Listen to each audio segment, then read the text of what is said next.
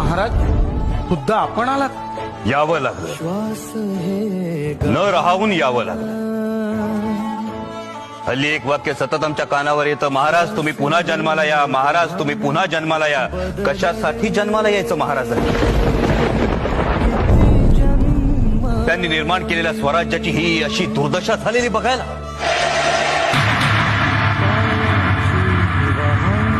यवनांच्या अत्याचारातून रयतेला, माता भगिनींना मुक्त करण्यासाठी महाराजांनी जन्म घेतला. त्यांनी स्वराज्य उभं केलं, एवढंच नव्हे त्याचं सुराज्य करून दाखवलं. जिथे माता भगिनींचा सन्मान केला जातो, त्यांना सुरक्षित वाटतं ते सुराज्य. तुम्ही तरुण स्त्रियांचा हा असा अवमान करता. महाराजांनी आयुष्यभर एक शिकवण दिली, परस्त्री माते समान. काय फक्त पुस्तकात लिहिण्यासाठी की भाषणांमधून बोलण्यासाठी?